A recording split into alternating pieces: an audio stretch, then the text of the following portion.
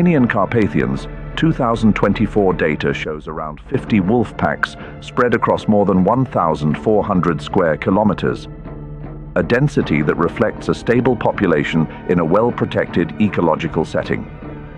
Across Europe, as of early 2024, the estimated total population has surpassed 20,000 individuals, up significantly from 11,000 to 17,000 between 2013 and 2018 god. Their range has expanded to over 2.2 million square kilometers thanks to rewilding efforts and policies restoring old-growth forests in Central and Eastern European nations.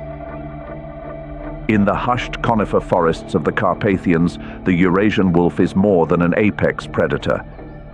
It is a true ecological architect. By keeping herbivore numbers in check, wolves help regenerate the forest's understory vegetation, indirectly nurturing birds, insects, and saplings. This cascading effect from their presence keeps the mountain ecosystem stable through even the harshest of winters.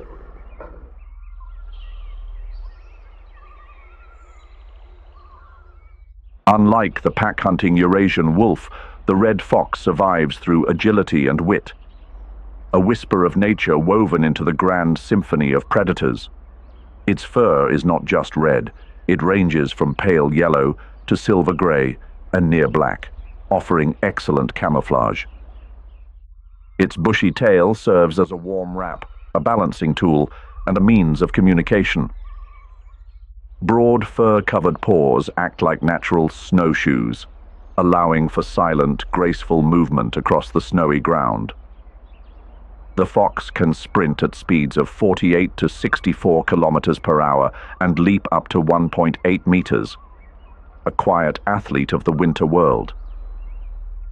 Its ultra-sharp senses are its lifeline. It can detect burrowing mice under snow from 30 meters away, using a blend of smell, sight, and sound to locate prey. When hunting, it moves in silence, then pounces, pinning its target with swift precision, sometimes even guided by Earth's magnetic field. An opportunistic omnivore, the red fox eats everything from mice, rabbits, frogs, and eggs to berries, carrion, and leftovers. When food is abundant, it caches prey beneath the snow, marking the spot with urine, reserving it for leaner days. Foxes live either alone or in small family groups. In winter, non-breeding females may help raise the kits. Breeding occurs between December and mid-March, with litters averaging 4 to 6 pups, sheltered in wind-protected dens. Kits nurse for 3 to 4 weeks, then begin learning to hunt from their parents before becoming independent by fall. Red foxes do not hibernate. They are most active from dusk to dawn. When prey is scarce, they survive on carrion, quietly playing a role in natural recycling.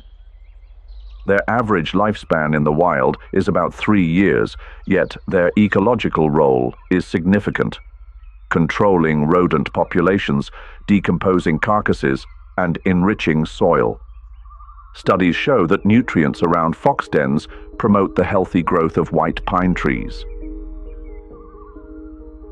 Under the winter moonlight, the shadow of a red fox slips through falling snow, a living melody of adaptation.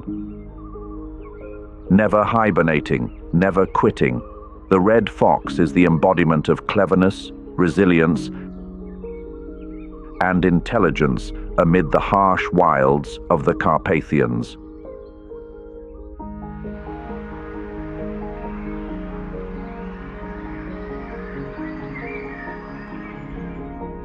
Spring brings renewal to the Carpathian montane conifer forests. As temperatures gradually rise, snow melts rapidly, and monthly rainfall reaches around 60 to 120 millimeters, providing abundant water to the entire ecosystem. High humidity combined with increasing sunlight restores photosynthesis across the forest, while spodosols and protosols become highly active, supporting biomass regeneration. This seasonal shift jumpstarts the reproductive cycle, with plants and ground-dwelling organisms bursting into synchronized growth. The forest's altitudinal layering forms stable biological islands, preserving genetic diversity and enhancing climate resilience. However, shifts in seasonal timing have also been observed, reflecting the ecosystem's sensitivity to climate change.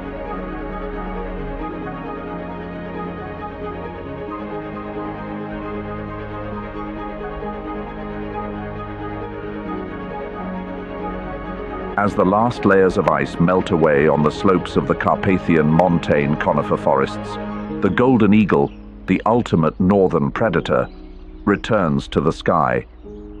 With a wingspan reaching up to 2.3 meters and a body length of 70 to 84 centimeters, its dark brown plumage tinged with gold and piercing vision, 4 to 8 times sharper than a human's, allow it to spot prey from miles away. Each dive can reach speeds of 245 kilometers per hour, swift, precise, and unrelenting. In spring, rain nourishes the alpine meadows, where marmots, ground squirrels, hares, and rabbits flourish, setting a seasonal banquet for the eagle. Occasionally, they hunt in pairs to take down young deer, foxes, or wolf pups. Larger prey is carefully cached to be consumed over time and to avoid theft by scavengers. Golden eagles nest on tall trees or cliff ledges, building structures that can span meters across and be reused for years. Each season, they lay 1 to 4 eggs, with an incubation period of 35 to 45 days. The young remain in the nest for 10 to 12 weeks. These nests are airborne strongholds, where parents alternate duties to raise the next generation. Each pair maintains a territory of up to 200 square kilometers, ever watchful and ready to repel intruders. This territorial stability supports both population structure and genetic integrity. But the Carpathian ecosystem is showing warning signs. In Bulgaria, breeding pairs have declined from 212 to just 93 by 2024. Sex ratios are increasingly imbalanced. Prey populations are dwindling, and mercury traces have been found in eagle feathers across Slovakia.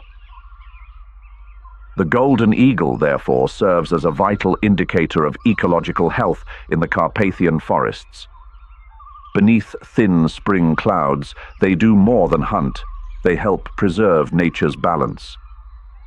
Each wing beat over mineral-rich spodosols, each strike from above, is a reminder that life here still pulses, though increasingly fragile. In the early season light, they carry forward a story millions of years in the making, living, soaring, and safeguarding a changing wild Carpathians. The giant has awakened.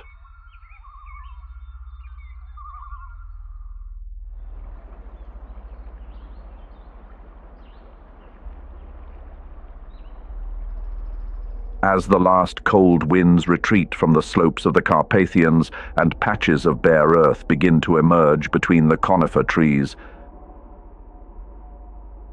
a quiet shift stirs beneath the melting snow. A heavy silhouette lumbers out from a rocky den. It is the moment the brown bear marks its return after months of winter sleep. Spring brings not only light and moisture for the forest, but also a brand new cycle of survival for Europe's largest omnivore. At this point, the bear's body is reawakened by instinct. In the Carpathian Mountains, brown bears typically stand 95 to 130 centimeters at the shoulder and measure 1.7 to 2.2 meters in body length. Their massive shoulder hump becomes an essential tool for digging roots and searching for food buried in damp soil. Long claws, ranging from 5 to 10 centimeters, grip the soft ground, helping the bear dig deep or uncover carcasses hidden beneath the snow. Though not suited for climbing trees like the black bear, these claws are born for digging and constructing winter dens. By early April, as temperatures rise, bears begin emerging from their dens. Some don't come alone. Trailing behind are tiny cubs, weighing less than half a kilogram and having opened their eyes only weeks before. These cubs are born in mid-hibernation thanks to delayed implantation, a reproductive strategy where the embryo begins developing only when the mother has enough stored energy. In deep dens lined with pine needles and dry earth, mother bears give birth to 1 to 4 cubs, most commonly 2. Once awake in early spring, she leads her young through damp hillsides in search of grass, roots and carrion, the first vital foods after months of fasting. Carpathian bears may not reach the immense size of coastal Kodiaks in North America, but they still show clear sexual dimorphism. Males typically weigh 1.2 to 2.2 times more than females. Their fur ranges from golden brown to silvery gray, reflecting diverse adaptation to their environment. Intelligence is another key strength. Studies confirm their ability to remember food locations and learn through observation passed down across generations. Cubs are thoroughly trained by their mothers, not just in how to dig for roots or locate insects, but also in recognizing danger and identifying scents from afar. In the Carpathian montane forests, spring bursts with new growth, but life is far from easy. The first bears to emerge might find a frozen deer carcass or uncover an ant nest beneath moss. As the weather warms, bears expand their foraging range, sometimes over 3,000 square kilometers, according to GPS tracking of adult males in Romania. As the ice melts, the streams roar awake from their frozen slumber. Trout and grayling swim upstream, glimmering beneath the early spring sunlight. There are no mighty salmon runs like those in Alaska, but for the Carpathian bear, this is still a golden moment. They plunge into the water, slashing across the current with sharp claws, snapping up fish just 20 to 30 centimeters long. Small but rich in protein, each catch is a step toward revival after the long, exhausting winter fast. Romania, where 1/3 of the land is covered by Carpathian montane forests, is home to an estimated 10,419 to 12,770 brown bears as of 2024 to 2025. Nearly double previous estimates, thanks to DNA sampling from scat and hair. This is the largest brown bear population in Europe outside of Russia. However, with population growth comes new challenges. Over the past year, Romania recorded more than 7,500 close encounters between bears and humans, resulting in 26 fatalities and nearly 300 injuries over the past 20 years. With large brains and long-term memory, bears have learned to avoid villages and retreat deeper into forests when conditions allow. Yet, high population density and a lack of ecological corridors make conflict nearly inevitable.